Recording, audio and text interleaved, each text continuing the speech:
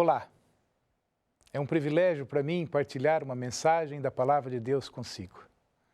Para isso, quero começar por perguntar se você sabe qual é a vila que fica no centro de Portugal. Sim, é a Vila de Rei, muito bem. É lá que está o marco geodésico com as coordenadas 00. Passam por lá cerca de 3.000 pessoas por mês para conhecer o umbigo de Portugal, conforme é comumente conhecida. Uma outra pergunta. Sabe qual é o verso que fica no centro da Bíblia? Para aqueles que não sabem, é o Salmo 118, verso 8, que diz: melhor é buscar refúgio no Senhor do que confiar no homem. Agora, se me permite uma pergunta mais direta e pessoal. Sabe dizer qual é o centro da tua vida espiritual? Hoje gostaria de convidá-lo a refletir comigo em um texto que apresenta 3 visões diferentes sobre o que é o centro da vida espiritual de alguém. Está em Marcos, no Evangelho de Marcos, no capítulo 3, do verso 1 ao verso 6, que nós lemos assim. De novo entrou Jesus na sinagoga, e estava ali um homem que tinha ressequida uma das mãos. E estavam observando Jesus para ver se o curaria em um dia de sábado, a fim de o acusarem. E disse ao homem da mão ressequida: vem para o meio. Então lhes perguntou: é lícito no sábado fazer o bem ou fazer o mal? Salvar a vida ou tirá-la? Mas eles ficaram em silêncio. E olhando-os ao redor, indignado e condoído com a dureza do seu coração, disse ao homem: estende a mão. Estendeu-a e a mão lhe foi restaurada. Retirando-os os fariseus, conspiravam logo com os herodianos contra ele e como lhe tirariam a vida. O primeiro tipo de visão sobre o que é o centro da vida espiritual que eu gostaria de partilhar convosco e que esse texto nos traz é a visão de Marcos, do autor, o autor do Evangelho. Sabem que a Bíblia é escrita de várias maneiras diferentes e uma das formas utilizadas pela cultura hebraica é o quiasmo bíblico. É uma técnica literária em que as palavras, frases ou ideias são organizadas de maneira a pôr em evidência o que está no centro do texto. É como a forma de um candelabro, onde a haste central é que dá estrutura para as outras hastes. Aqui nesse texto encontramos um quiasmo, mas com elementos em oposição. Reparem, por exemplo, no verso 1, nós vemos que Jesus entra na sinagoga, mas no verso 6, os fariseus saem da sinagoga. No verso 1 ainda, nós encontramos um homem com a mão ressequida, mas no verso 5 encontramos esse homem com a mão restaurada.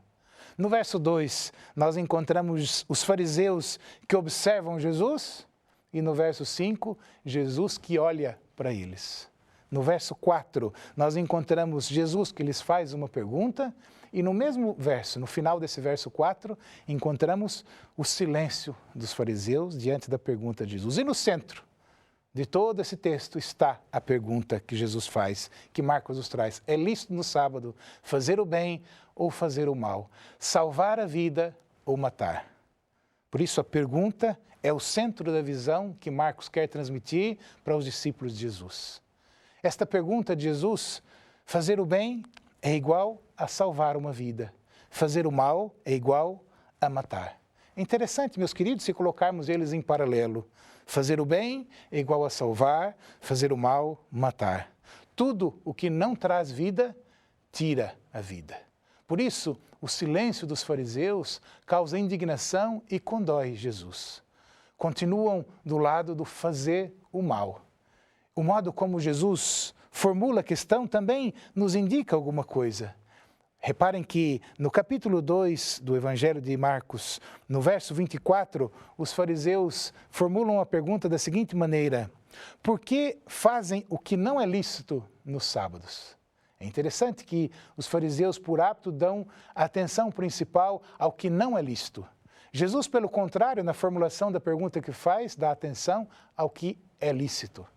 Assim, a religião de Jesus é uma religião ativa e não passiva. Portanto, para Marcos, a visão do que é o centro da vida religiosa do discípulo é o fazer. Que a vida do discípulo seja uma vida ativa para salvar outras pessoas. Foi isso que ele aprendeu com Jesus. Foi isso que ele aprendeu diretamente de Pedro, talvez aquele que o instruiu ao escrever o Evangelho. E é por isso que Marcos vai transmitir essa ideia, que ele aprendeu do fundo do coração. O que um discípulo deve fazer com os ensinamentos de Jesus é trazer vida, levar vida às pessoas e não a não ação. E é por isso que ele colocou essa frase no centro. A primeira visão, então, que encontramos é essa de Marcos, fazer o bem, levar a vida. Agora quero levar vocês comigo ao segundo tipo de visão que o texto traz sobre o que deve ser o centro da vida espiritual de alguém que segue Jesus Cristo. E é interessante porque esse texto vai nos mostrar que para os fariseus, e é neles agora que vamos nos focar, a preocupação central era defender o sábado e as leis de Israel. Como podemos ver na passagem anterior de Marcos, no capítulo 2, do verso 23 ao 28, que eu leio para vós, diz assim: Ora, aconteceu atravessar Jesus em dia de sábado as searas, e os discípulos, ao passarem, colhiam espigas. Advertiram-no os fariseus: Vê, por que fazem o que não é lícito aos sábados? Mas ele lhes respondeu: Nunca lestes o que fez Davi quando se viu em necessidade e teve fome, ele e os seus companheiros, como entrou na casa de Deus no tempo do sumo sacerdote Abiatar e comeu os pães da proposição, os quais não é lícito comer senão aos sacerdotes, e deu também aos que estavam com ele? E acrescentou Jesus: O sábado foi estabelecido por causa do homem, e não o homem por causa do sábado. De sorte que o Filho do Homem é Senhor também do sábado.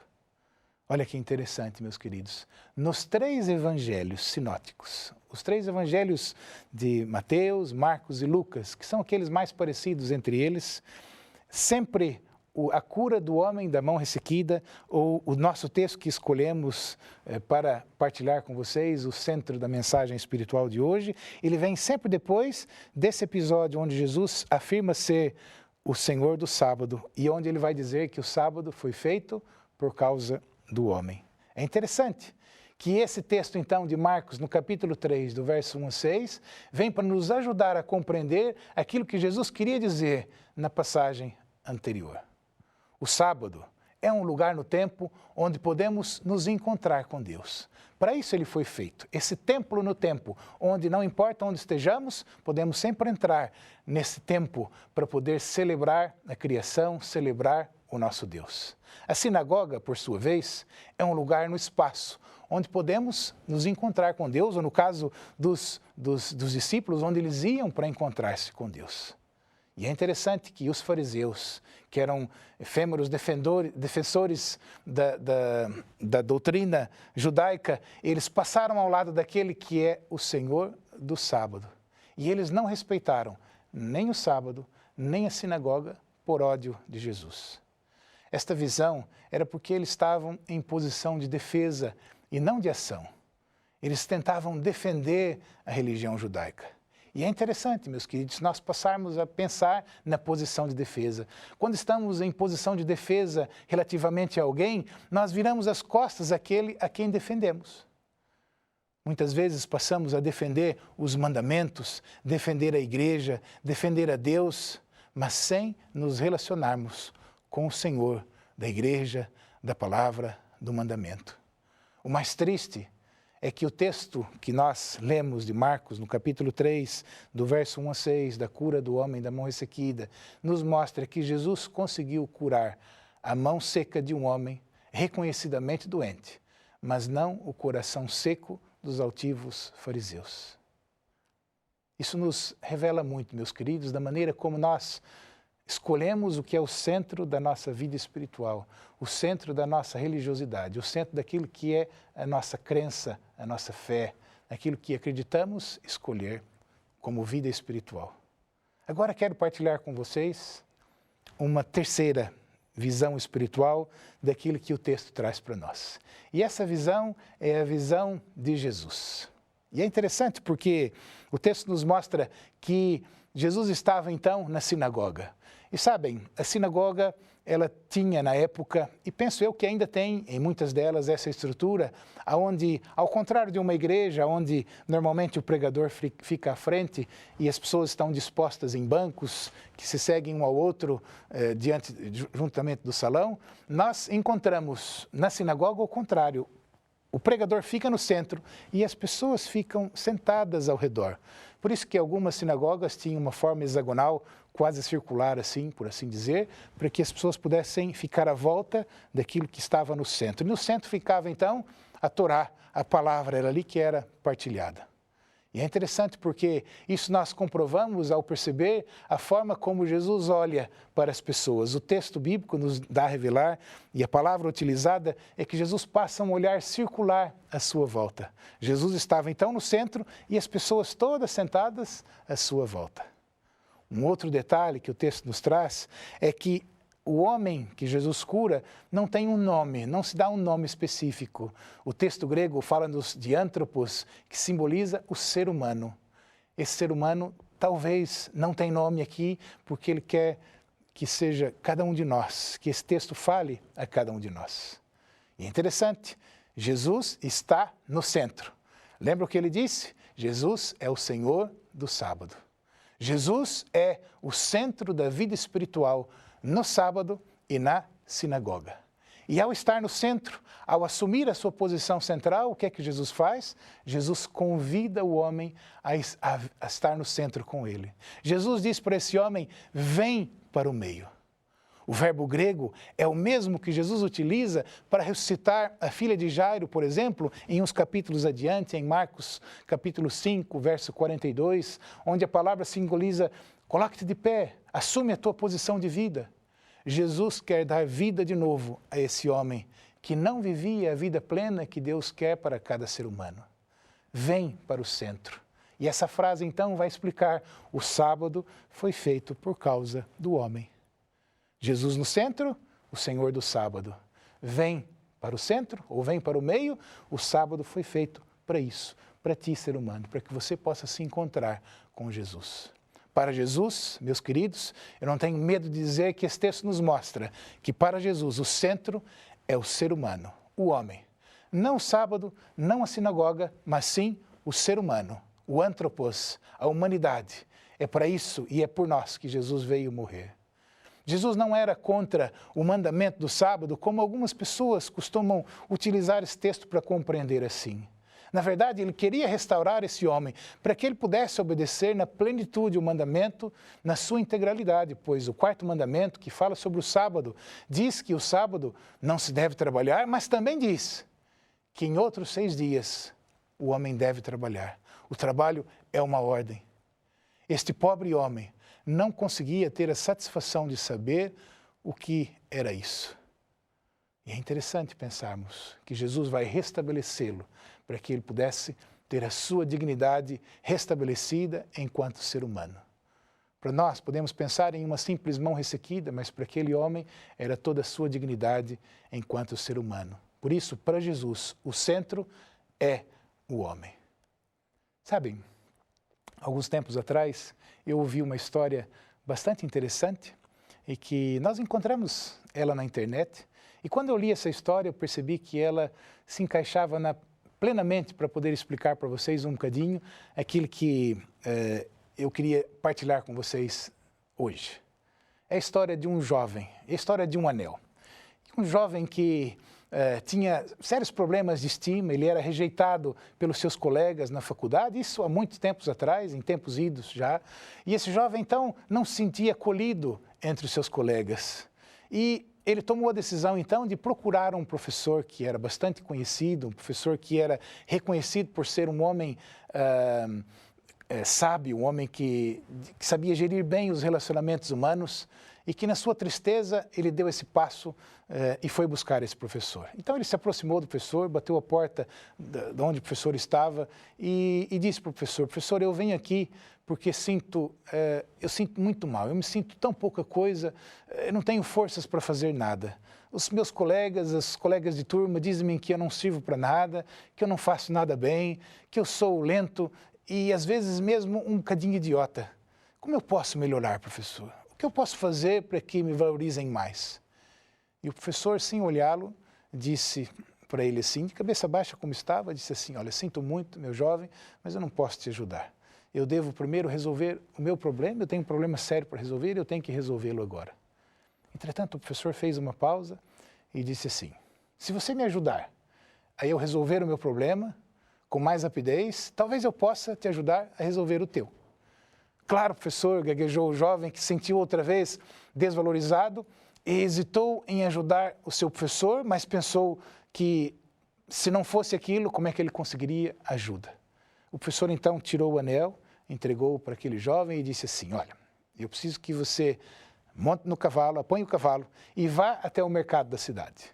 E eu quero que você venda esse anel. Eu tenho uma dívida para pagar e é muito importante que você venda esse anel.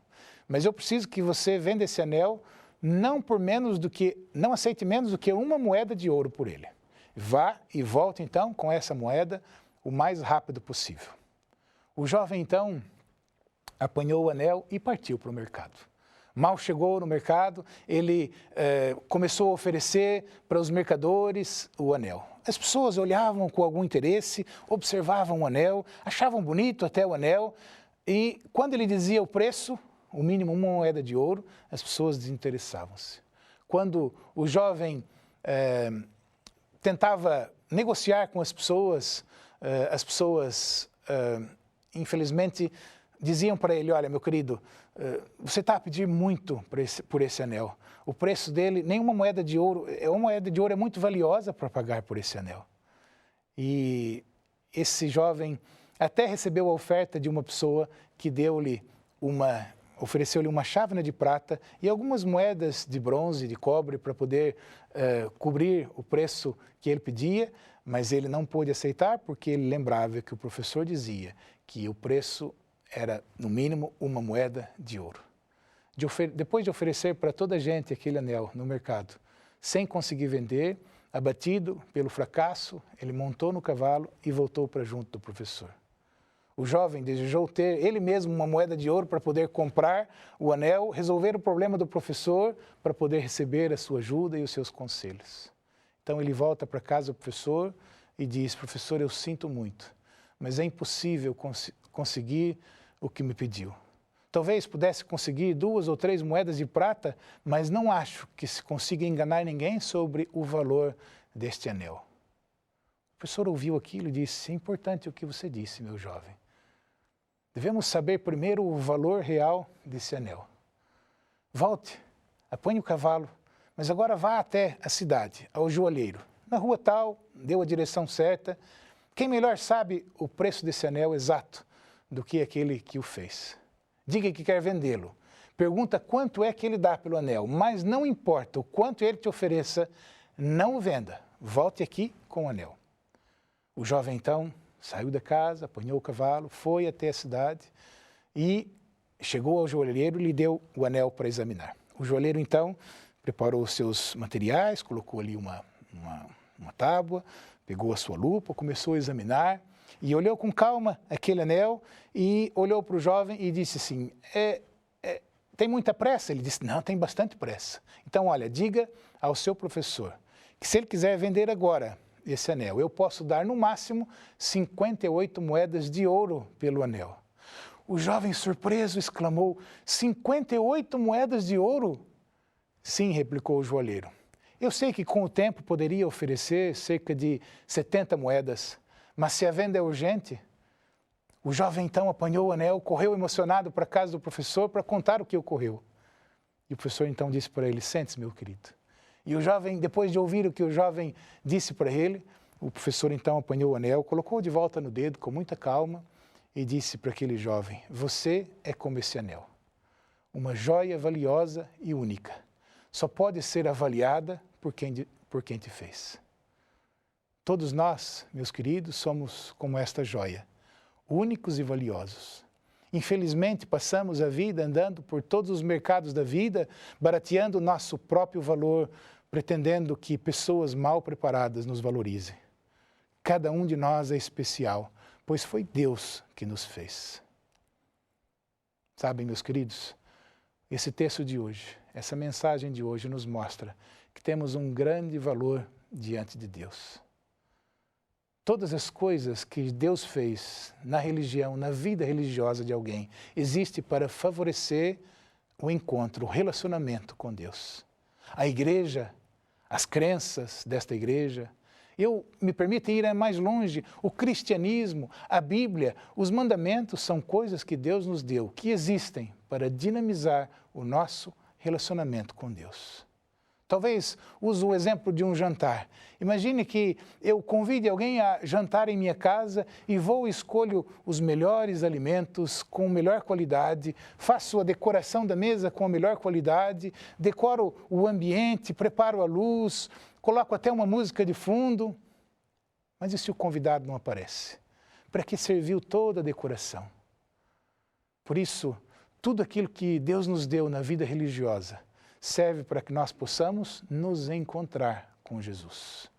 Jesus nos convida hoje, como Ele nos fez, através desse texto, a pô-lo a Ele no centro da nossa vida espiritual. Eu não sei se nesse momento essa mensagem toca o teu coração e você percebe que talvez você tenha colocado outras coisas, mesmo na tua vida espiritual, na tua vida religiosa, no lugar de Cristo, que deve ocupar a função central, a posição central. Quem sabe essa mensagem nos ajude hoje, como me ajudou a mim a perceber que Jesus deve ser sempre o centro da nossa vida. E quando nós colocarmos Jesus no centro da nossa existência, Ele vai nos dizer, como o texto nos diz hoje, vem para o meio, porque eu quero te encontrar. Vem para o meio, porque para mim, diz Jesus, você é o centro. Eu desejo que com essa visão de um ponto central, através desse texto de Marcos, capítulo 3, do verso 1 a 6, nós possamos realmente aceitar e deixar Jesus como centro da nossa existência e perceber o valor que cada um tem para Ele como sendo o centro da atenção de Jesus Cristo. Essa é a mensagem para você que eu gostaria de deixar hoje.